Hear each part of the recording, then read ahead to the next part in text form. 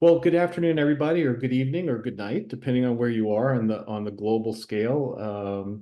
We have at curriQūnet, we have a number of clients that are outside North America, the United Arab Emirates, Hong Kong, and a few others. So we're used to having those interesting phone calls at different times of the day and conference calls and things like that. For those of you that are outside North America, thank you for joining us. And Enrique, congratulations to all of you on the very successful conference. When Natalie Frost first brought this to my attention, it was, every couple of weeks she was reaching out and going, well, now it's 200, now it's 400, now it's 700. It just kept going and going and going, and then the width, the breadth of where people were attending from, it's amazing. So congratulations to all of you for that. My name is Mark Swarnick. I am the CEO of curriQūnet, and with me is Natalie Rasmussen. And Natalie is our senior PM analyst, knows all, does all, not just a jack of all trades, but a master of all trades related to curriQūnet. So Natalie's going to drive us through the presentation and the technology part of it. I'm going to spend some time just talking about a few things. So Natalie, if you don't mind scrolling to the next slide, please. One of the things that we do sometimes at curriQūnet is when we're doing presentations, we actually embed the presentation into the browser so that we don't have to be jumping back and forth from one platform to another and doing those kinds of things. But we wanted to spend a little bit of time. There's a strand of focus on this conference in particular, and in higher ed overall, about artificial intelligence. And for those of us that are in the tech world, in the tech field, we're always good about talking about new and great things and all the things that can happen, and all of a sudden the buzzwords are being bantered about and everyone starts using them, but not necessarily truly understanding what someone means by different terminology. So we thought we'd just start off with just sharing with you, as all of you are talking about artificial intelligence in higher education, in the tasks that you do, assessment and program review and those types of things, it might be worthwhile just to understand some fundamental basics, okay? The first one is, what is artificial intelligence? Well, very simply, right? And there's always more to it, right? But at a very basic level, a simple level, it's smart systems and machines, right? And these smart systems and machines perform human tasks, but they need human intelligence to make it all work, right? They need the input of human intelligence. So, and I'm just checking the lobby and making sure I'm getting people in, Natalie. But then there's a subset of artificial intelligence, and that's machine learning. And you'll hear things like machine learning. You'll hear things like LMM, learning language models, LLMs. So machine learning is when you're taking algorithms and you're inputting data into those algorithms, and now human intervention is ensuring that those decisions made are good decisions, right? So they're looking for faulty logic. They're looking for data sets or interpretive data that based on the human knowledge and understanding of the subject and the expertise that it's making the right decisions. But then there's this thing called deep learning. And what is deep learning? Now we're taking algorithms and we're creating what's called a neural network, right? Think about the human brain and how the human brain operates. And this deep learning model is now making decisions based on the data presented, and it's a high level of accuracy without human interaction, right?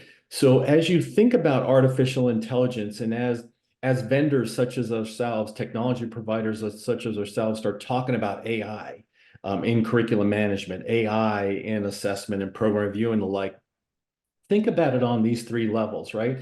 There's AI, and then you dig down one layer deep, and it's machine learning, right? And then what is deep learning? And when someone's talking about AI, try to understand where they're coming from. Are they talking about at a very high level, the more simplistic version of AI? Or are they dropping way down into deep learning, right? And doing those kinds of things. So I'm an old, I cut my teeth in education and K-12 education. So I have a habit of just pausing every couple of minutes and just seeing if there's any questions or comments or thoughts before we move on to anything else.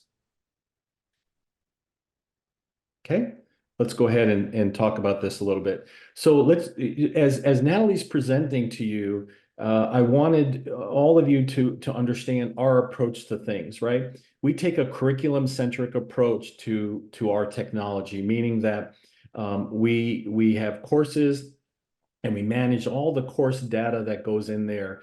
And our goal is for curriQūnet Meta to be the one point of truth for our clients for all things course and program. So courses and programs are all linked together. But then this notion of assessment and program review, right? Evaluating the efficacy of both the course and the efficacy of the program review, and we tie all those together, right? If in your courses you're establishing SLOs, ILOs, and other types of objectives, they should feed automatically into programs, and then all those ILOs, SLOs, PLOs, any learning objectives should automatically feed into assessment and program review pieces. So once again, I'll stop there for a second. I just wanted all of us to understand the approach that we take, that it's curriculum centric, and we go from there. Now, here's where it gets really interesting for us, because we don't have a specific model to do assessments and program reviews. We don't say this is the way it's done, right? We don't direct a curriQūnet client, a higher education client, in the specific manner in which they need to do things.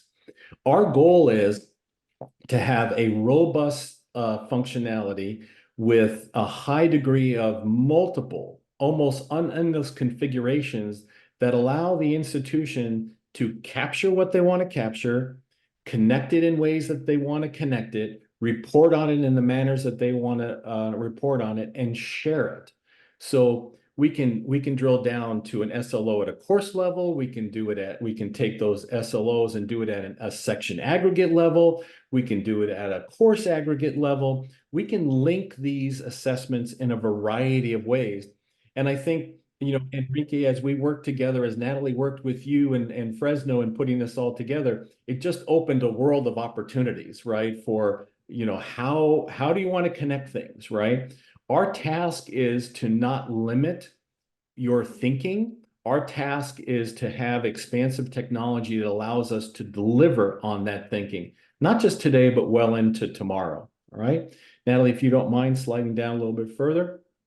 So what Natalie's going to show you is, conventionally, the models tend to be, a faculty member or an SLO coordinator or any of those institutional effectiveness individuals. There's a lot of steps they have to do for things, right? They have to identify what needs to be done. They have to start it. They have to compile it. There's all these steps to do. Our goal is to prep everything so that when it's time to do the institutional effectiveness reviews and evaluations, it's about launching, it's about supplementing or complementing the process, reviewing it and reporting it. Let's focus on the quality of the assessment, right? Let's focus on the quality of the review and the analysis, and not necessarily the massive quantity of data and or steps that are going on. So Natalie, if you don't mind dropping down a little further, please. So real quick before I drop off, I want to make sure I say this, that we have a special thanks to Fresno City College for one, for being such a valuable partner of ours, and for two, for providing us the opportunity to be part of this, quite frankly, a monumentous event at a scale that I personally did not realize would be at this level. But I also wanted to share a little bit about, there's a group called the Tambellini Group. They are a consulting group in higher education, market analysis consultants, and so on and so forth. They learned of our relationship with Fresno City College and State Center Community College District, and they wrote a very positive case study and success story about this. So if you, there's the link there if you want to see it. Feel free to take a look at it. It describes in reasonable detail the level of effort that we have there. And Natalie, if you want to share our contact information as well. And we're also happy to share information with you at any point in time. So this is us. And what Natalie's going to show with you is a couple of key points as you're seeing Natalie's presentation. It's the connectivity of the third-party systems such as your LMS and your SIS, Student Information System, your learning management systems. It's also the ability to collect a variety levels of data in a variety of ways, and then the ability to report and share that out. So Natalie, I'll go ahead and stop. I'll turn it over to you and just take us through it, okay? Great, thank you. Thank you. I want, we do have different ways that we can go ahead and assess the student learning outcomes. We have schools that do it at the course level, and then we have schools that do it at the student level. We're going to start by looking at what Fresno's done. They've done it at the course level. And so when I create my proposal, I do the course level assessment.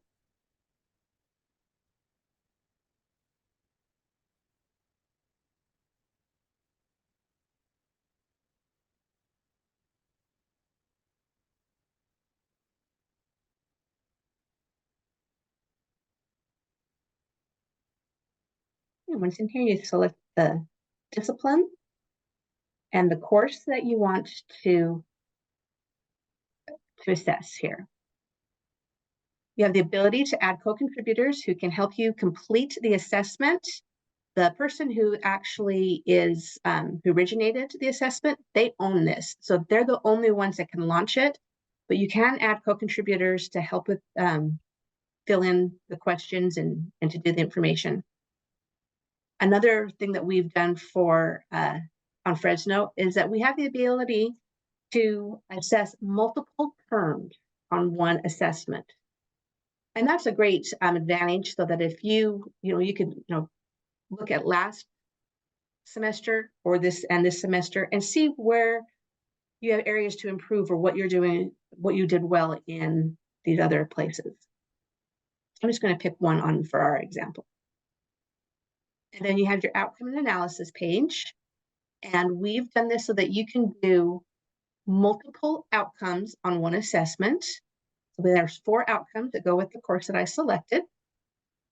And what I like about Fresno's is that if you don't want to assess this one at this time, you don't have to. You can select no, but you do have to select when you are going to do the next assessment.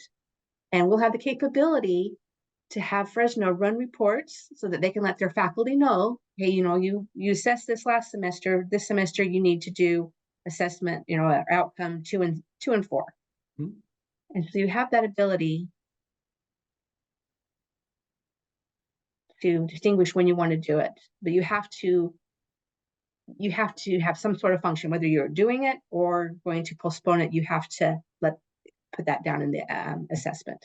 So Natalie, can we just pause for just a second? Yes. And just to share with the group. So these assessments, one, you're seeing some drop-down menus. They're pre-populating based on the user roles and the user permissions. So if I'm a faculty member in the business department, I can have, the system can be configured in such a way where I'm limited to access only specific subject areas, and as well as potentially specific courses within that as well. So it's pre-populating from the curriculum management system. The faculty member is not looking and having to gather up that information.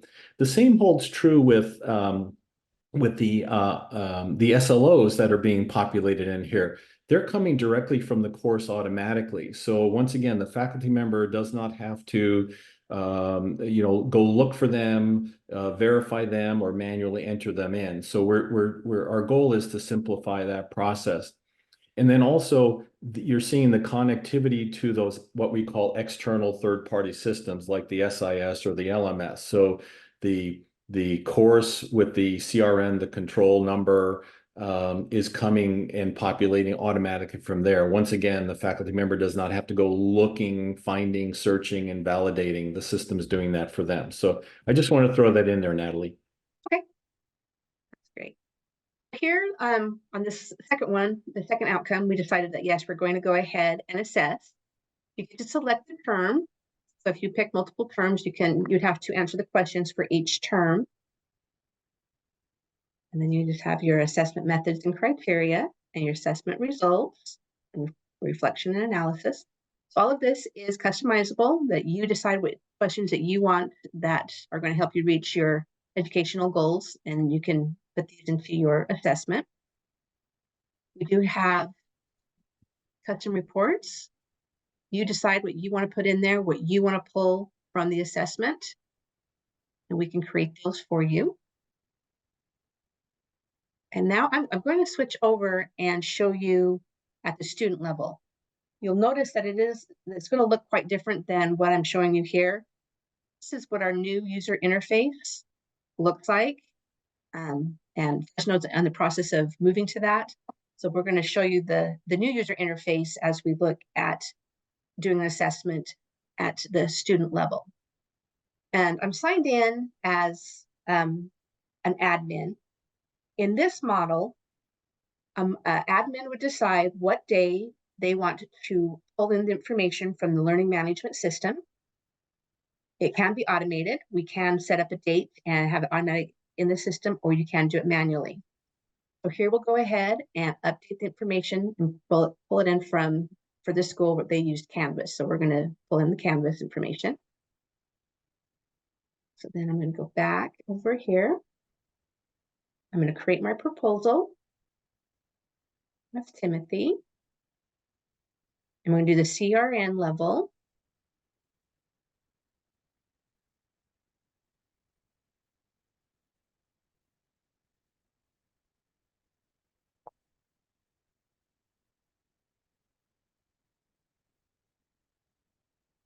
Subject, the course, and the version of the course that you're going to be assessing.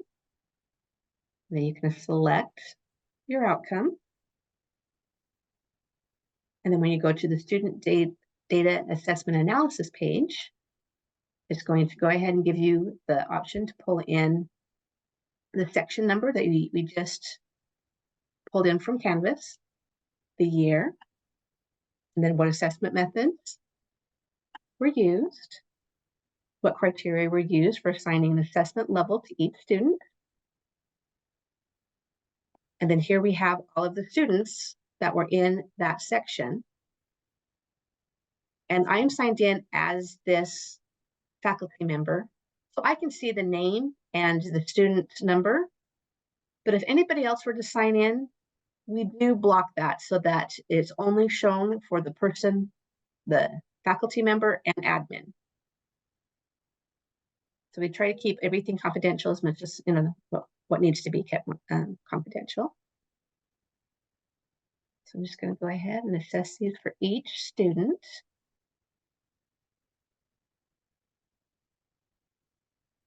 Now, as that Natalie is doing this, keep in mind that we also have the ability to use a form of artificial intelligence, and that is those algorithms to actually look at data within the LMS, and then based on certain performance criteria, actually pre-populate the assessment levels. And then the faculty member can simply go in and review and validate. So instead of making all these selections, but currently this configuration is set up to work like this. Sorry about that.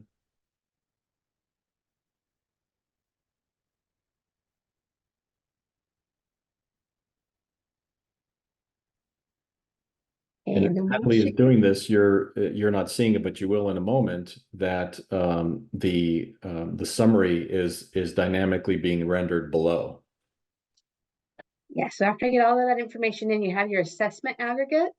So everything I just put in for each student, Shows me that 11 met the SLO and what the percentage was of the students taking the class, developing the no evidence, enrolled but not assessed. So all of that information is pulled and put in here. And then this part is probably my favorite. This is bringing in from the information system. In this case, we're using PeopleSoft. So it's bringing in the demographics for the students taking the class, and it's giving you a disaggregated information for this assessment. And so then we also have additional questions. You have what improvements, and you can summarize. You always have action steps to do for your assessments. Give your next steps. We have this future improvements, require resources that will be requested during the next annual program review cycle. So if you can check this box, you're going to get another text box where you can input other items. And the assessment and the program review models work hand in hand. And so anything that's put in here, when they go to do the program review, that information is going to be pulled in so that they can do the program review correctly and get that going and get the resources that they need. Okay, so a couple of items of note here. This particular configuration is using these text blocks or rich text editors or editing blocks for us to add information in. These can also be drop downs with specific selections to be made. They can also be radio buttons. They can be done in a variety of ways. So like on future improvements, you can actually add whether it's a building resource and then specify what it is with even a monetary amount. You can do that for supplies, materials, and so on and so forth. And our goal here is that all of that is rolling up and moving to the appropriate location, and it's documented. So now we can also do assessment and program review efforts on non-instructional data or non-instructional areas, finance, accounting, safety, and and the like. And so all that data can roll up into that, assisting that process as well. So we have several clients that are collecting even financial requests or budgetary requests at this level, and it's feeding upstream and being part of a much larger strategic and tactical conversation. So just want to let you know that, once again, this is just one way of doing it. We have a multitude of ways of doing it. It's really about what it is that you need or you want to do. Okay. And then we also have the reports, customizable again, but here we have that we pull in all the information. We keep all the information confidential, the student information, so that this can be shared with other faculty members and even for students. And some schools choose to share their assessment information with students, and this is all available out there for them. Right. And an interesting thing to think about on the report capabilities. So from our perspective, we treat data in one of three ways, and they're all related to one another. One is the collection of the data, right? So the data itself. Then there is the management or the processing of that data. And then there is third, the visualization of that data. What do you want to do with it, right? And so that report, even though it looks like a single entity, it's really comprised of unique single data elements all lined up and configured in a manner that makes sense on a sheet of paper.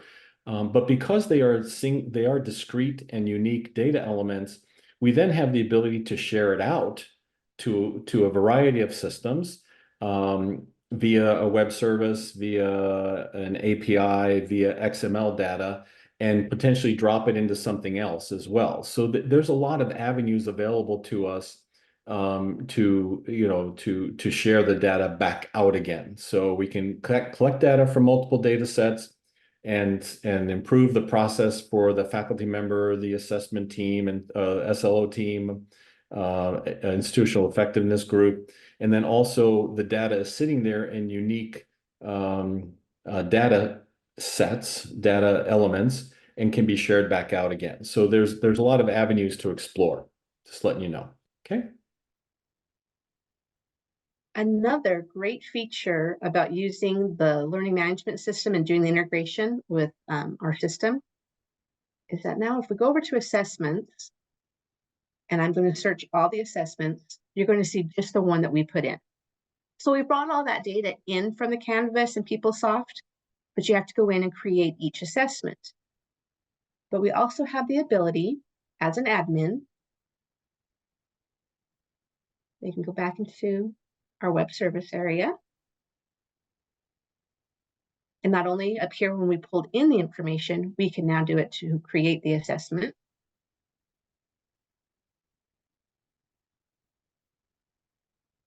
So now when I go back to our assessment and I search on it, we now have over 320 that have now been created that need to be done this term. And But more importantly, Natalie, I'm sorry, I apologize for jumping in. Natalie's used to me jumping in, so it's okay. But more importantly, these are all pre-populated and ready to go, right? So now all of a sudden, and Natalie, I don't know, you're going to jump into the my proposals thing, but now Natalie's currently logged in as an admin, so Natalie's seeing the entire 300 plus items. But a faculty member would, based on their login, their username, their password, and their privileges, they're only going to see the proposals that are relevant to them. So now the faculty member is dropping in, they're seeing, okay, I've got these to do, right? And so they don't have to launch it, they don't have to start it, it's all been ready to go, and it's also been pre-populated with relevant information. It's really asking for their assessment of the SLO or the ILO or the PLO against a student, right? They're the actual, the actual assessment level. They don't have to find the student, they don't have to create the proposal, they don't have to find the SLOs. It's all right there. So Natalie, I apologize, I stole a little bit of your thunder. So no problem at all. Yeah, because I am signed in as a faculty member here. So when I do select my proposal and I hit search, you'll see that I have 25 to complete. Or 7, I'm sorry, 7. There's 25 on a page, but there's only 7 for this faculty member. So then you can go ahead and just select the one that you want to go ahead and complete. All the information that's been pulled in from the learning management system and the information system. Even selecting the outcome. You would still have to just answer the questions that are unique to the curriQūnet assessment, the assessment methods that were used, the criteria. And we do have the student data here. There are some students, some schools that do choose to put this information in Canvas, and if it's in there, it would pull over and fill out this information too. But you could also just go in and fill this out for each student. I'll just name a few. But this is just a great way so that your faculty, you can even set up validation. So if your outcomes are numbered, like I know a lot of schools, number their outcomes, and for one term, you need to assess outcome 1 or 3 or 2 or 4. That kind of validation can be built in. So when we do pull in that information, it only pulls in the information for the outcomes that you have determined that need to be done for that term. So there's a lot of customization that we can do for this. So it automatically pulls in your disaggregated information, and it just has your questions.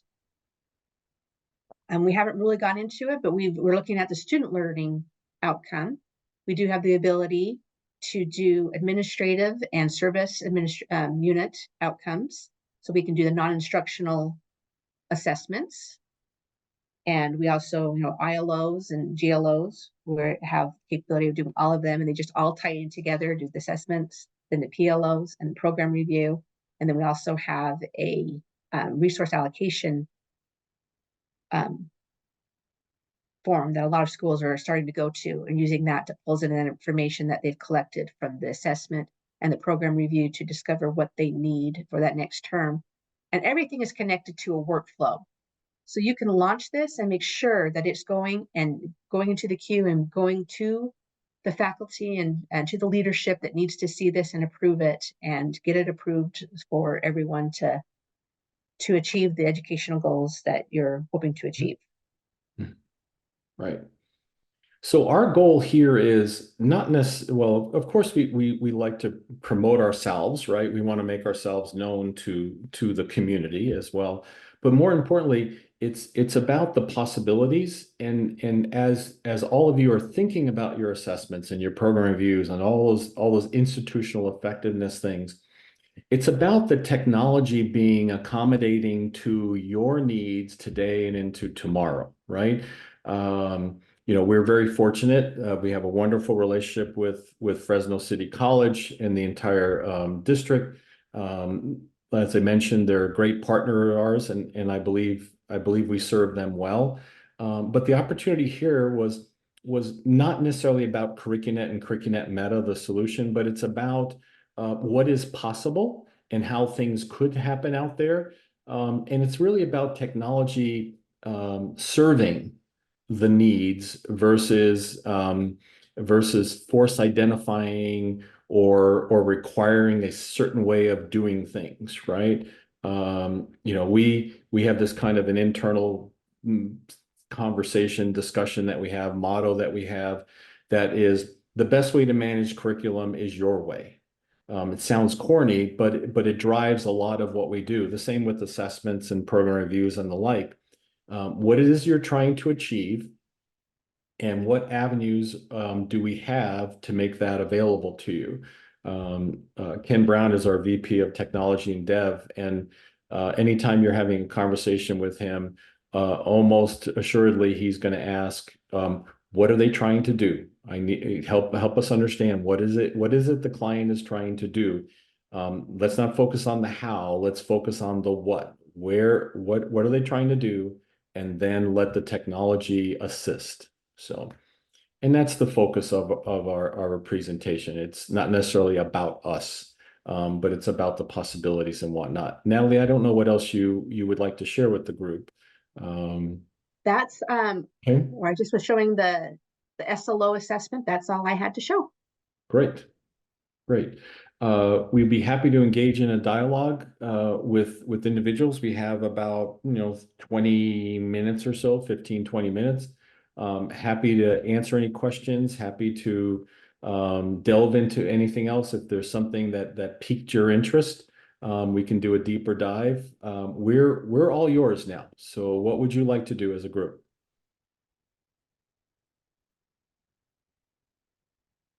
I'm not sure if you can unmute, but I think you can, and you're more than welcome to jump in. So, Hi, Steve, yeah. yeah. So I've got a question Mhm. about, and maybe it's a little bit of a non sequitur, but I was wondering if you guys face any problems when you guys are implementing, like, I guess your system, you were talking about this being more broad, but I do think that, when you're coming into a school new, I assume there's like different types of pushback you might receive or Oh, different types of issues with, I don't know, adjusting to the technology, for mhm. example. And I wonder if you could talk about the issues you've seen and also how you overcame those issues. Sure. So, Natalie, you can jump in at any point in time as well, because Natalie does a lot of implementations with us with a variety of clients. But I think Stephen, the key is coming in um, and creating the relationship with the community, and for them to understand that we do come to the table with a significant amount of experience.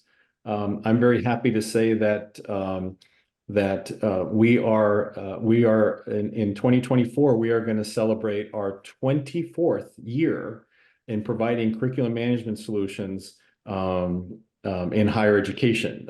First starting with course and program management, and then building from there. So we do have a reputation, and we have a level of expertise and sharing that expertise. So that's one piece. It's also being very user focused, right? Um, how do we acknowledge that faculty, for the most part, use a system like ours once, twice, maybe three times a year, academic year, for proposals, modifications, assessments, those types of things. So they're not in there all the time. So we need to make sure that our system is easy to use. There's a high degree of transparency. right? And it's accurate, right? Faculty, and once we cross that threshold with faculty, then they're comfortable using it. So that's the faculty group. So Stephen, is that helping on that, kind of answering your question on that group? Yeah, I think so. Okay. All right. And then we acknowledge also that we think of who is so think of faculty as the consumers of what we do. And then we have that someone like yourself, SLO coordinator, curriculum committee, curriculum managers, curriculum team. They're more of our customers, right? So they're looking for the system to function day in and day out. They're looking for the right workflows and reports and processes to occur. They're looking for accurate data, those types of things. And they're looking for the ability to adapt and change and grow. And so we do that, we develop that relationship with that entity. And then from a leadership perspective, we think of them as the client, right? So what does leadership of an institution want? They want, well, they want a happy faculty. And they want accurate data. They want to be effective and efficient, and they want to be able for the data to meet the needs, strategic and tactical goals of the institution. So there's that interpersonal relationship building that has to occur, and then the fact that we can demonstrate early on the positive impact that we can have, with process and workflows and data elements and data sharing, that helps that whole thing go along. So yes, there's some pushback. I think we walk into every situation knowing that our task is not to add to the level of effort that's going on, to add to the plate of the individuals. How do we simplify it? How do we make this easier? How do we make this better? And more importantly, how do we make it transparent? People can see what's happening. So hopefully that helps a little bit. But yeah, there can be some pushback. So is that helpful, Stephen?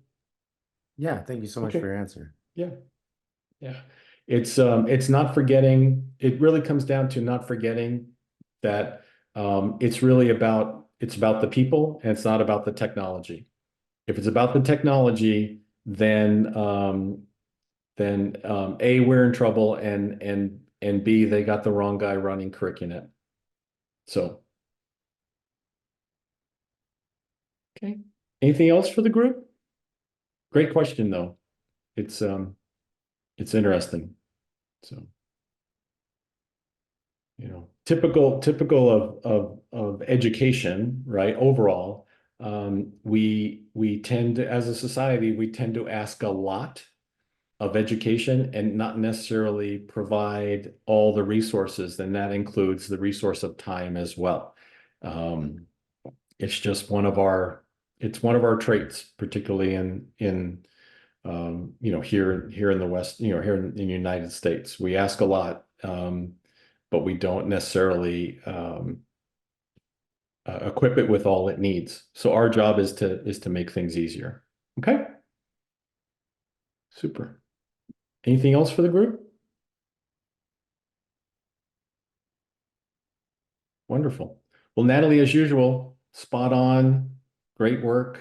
We appreciate that.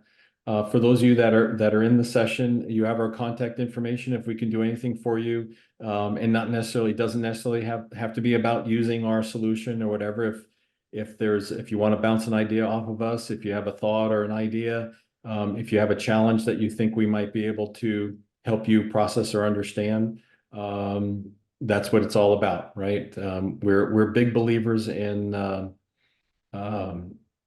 all boats in a rising tide, right? Help each other out. We all get better at it. So listen, I'll thank you all. Natalie, thank you so much. Appreciate Thank it. you. Okay.